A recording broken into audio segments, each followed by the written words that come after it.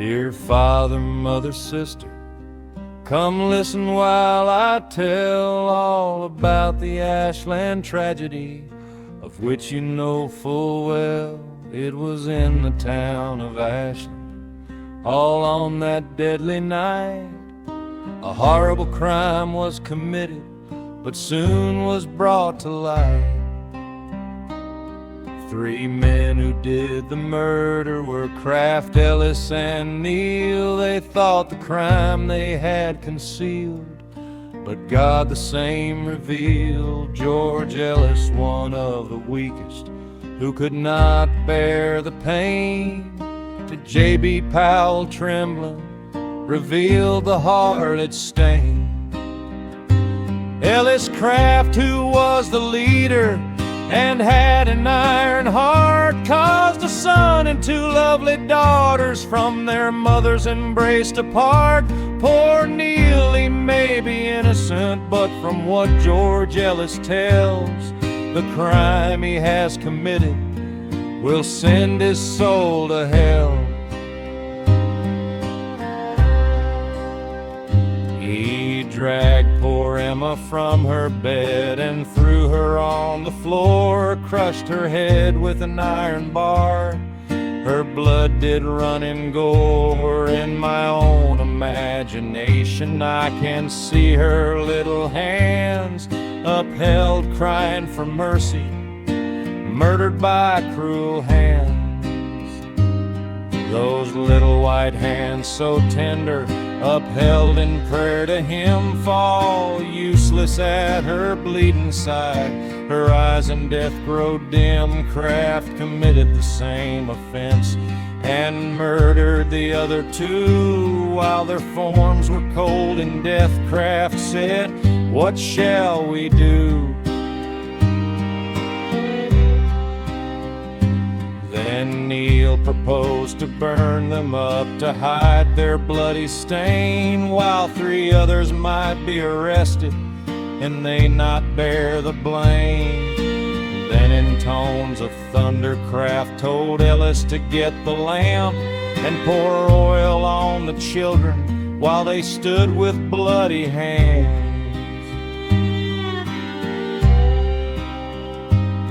Then Craft lit a match and touched it to their clothes. The flame loomed up with melting heat, and away the wretches went.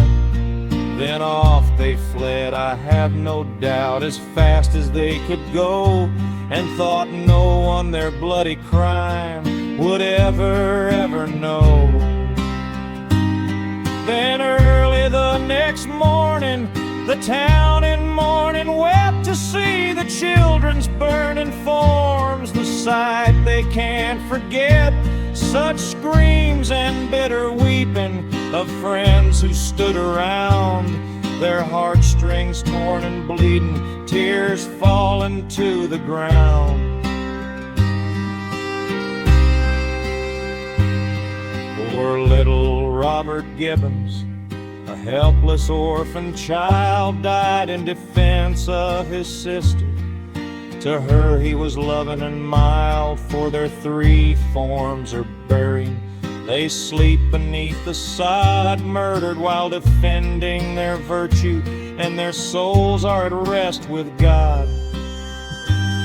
At rest in the golden city, where God himself gives light, where crystal streams are flowing in the city, where there is no night. There with the white-robed angels, whose harps are made of gold, whose crowns are set with brilliant stars, forever in the dear Lord's hold. There is one thing yet I remember well. Major Allen with his bloodhounds caused tears and tide to swell. They hovered around those dreadful fiends who sent death's knell through town, caused other friends from friends to part. For hell such men are bound. The people of Mount Sterling, who rate themselves so high, ought to be in favor of justice and say that he should die. I suppose they have forgotten that they have daughters too, and law and right should be their aim, to protect their children too. May law and justice be dealt out and spread from plain to plain, and in the future day enjoy a moral land again. Now all dear fathers and mothers, a warning take from this: stay at home with your children and guard against crimes like this. Remember, the advice I give you is from a true and loving heart. I hope you'll take its earnest heed and from its teachings never part.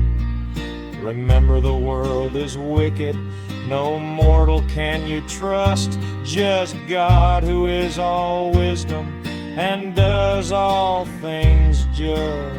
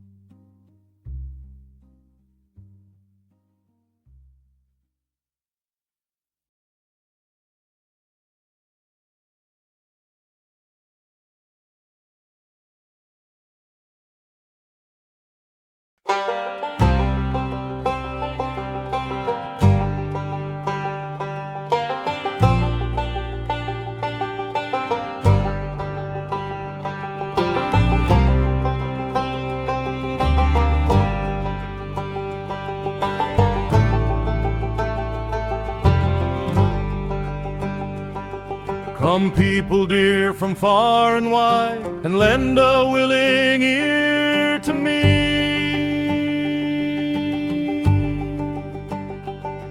while I relate the cruel facts of Ashland's greatest tragedy.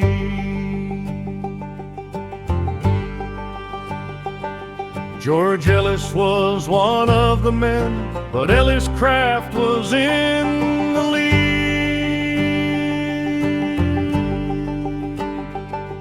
And William Neal, the other one that did this awful, awful deed.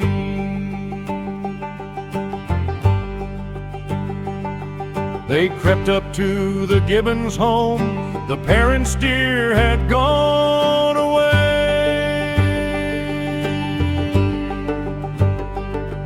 They entered there in dead of night, these little children for to slay.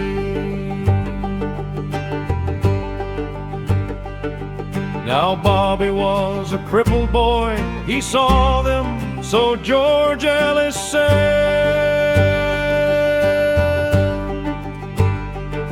Then Ellis Craft, that dark-eyed fiend, he turned and crushed poor Bobby's head. They stood beside poor Fanny's bed, she slept there with her little friend. Poor children, little did they dream this night would prove their tragic end.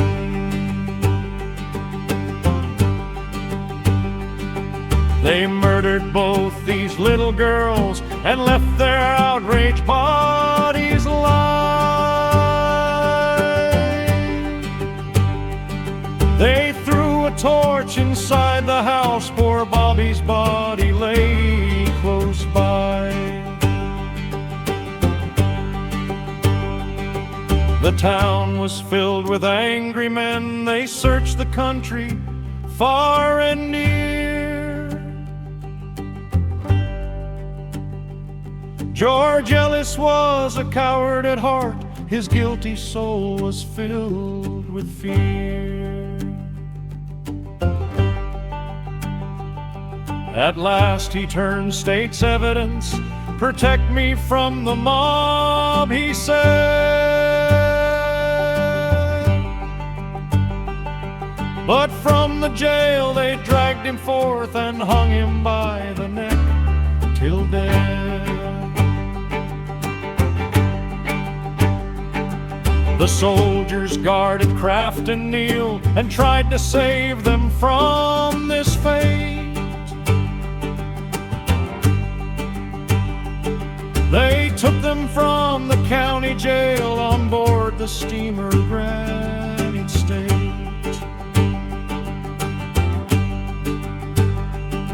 But Ashland blood was running high. The ferry boat was full of men. A pistol shot and hell broke loose. The soldiers started firing then.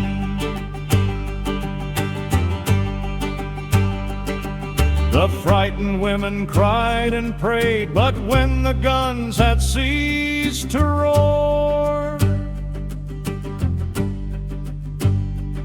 3 Ashland men lay stiff and cold, a woman wounded on the shore.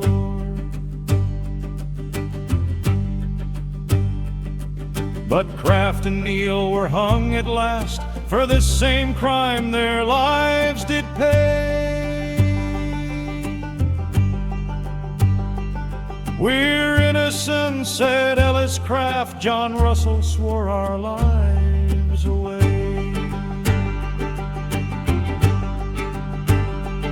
So let this tale a warning be, for crime will find you out at last. You'll meet the fate George Ellis met with William Neal and Ellis Craft.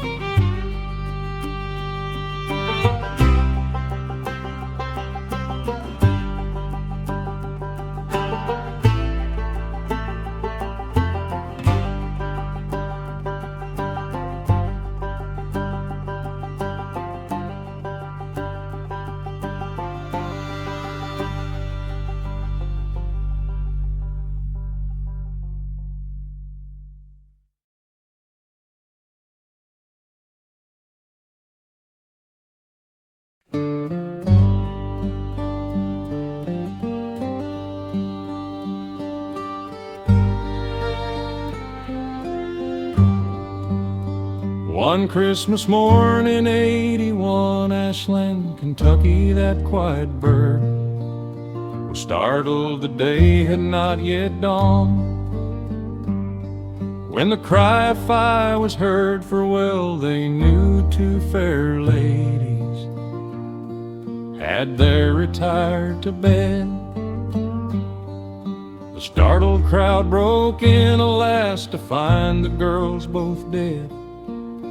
From the hissing sea-thing flames 3 bodies did rescue, poor Emma's and poor Fanny's both, and likewise Bobby's too. And then, like Rachel cried of old, the bravest hearts gave vent, and all that blessed holiday to heaven their prayers were sent. Autopsy by the doctors showed the vilest of all sin, and proved to all beyond a doubt their skulls had been drove in. And other crimes too vile to name, I'll tell it if I must. A crime that shocks all common sense, a greed of hellish lust. And axe and crowbar there was found besmeared with blood and hair, which proved conclusively to all what had transpired there. 2 virgin ladies of 14, the flower of that town, with all their beauty and fond hopes by demons there cut down, just blooming in the woodwork, so lovely and so true. Bright hopes of long and happy days, with morals fast and pure. Then Marshal Heflin sallied forth, was scarcely known to fail, and in 10 days had the assassins all safely placed in jail. George Ellis, William, Neal, and Craft. Some were Kentucky sons, near neighbors to the Gibbons house, and were the guilty ones. In this here dark and bloody ground, they were true types and did of many demons dead and damned who fostered that same breed.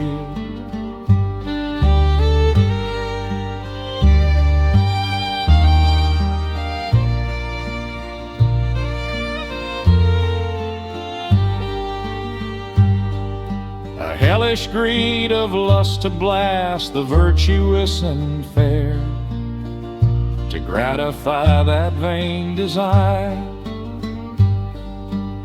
No human life would spare. Their Emma Carico lay in gore, a frightful sight to view.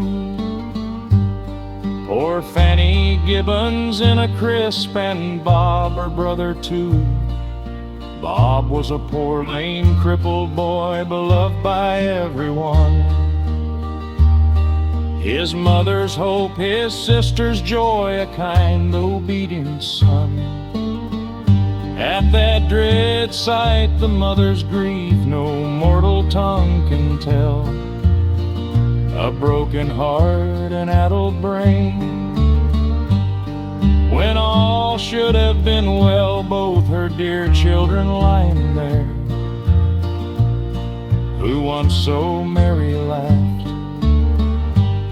There stiff and stark in death they lay, cut down by Ellis Craft. That dreadful demon, imp of hell, consider well his crime. Although he was a preacher's son, has blackened the foot of time. There's a sad moral to this tale, now pass the word around. Pull off your shoes now and walk light. Ashland is holy ground. Bill Neal, he came from Virginia, a grand and noble state. But his associates were bad, and he has shared their fate. Bill Neal, he saw Miss Emma Thomas, so beautiful and fair,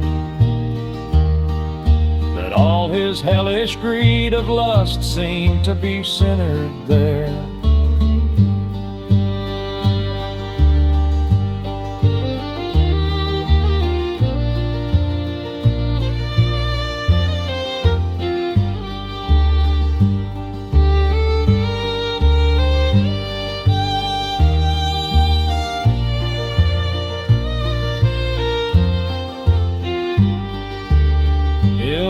He was a married man, had children and a wife, and oft times bragged what he would do if it should cost his life. Bill Neal done what he said he would,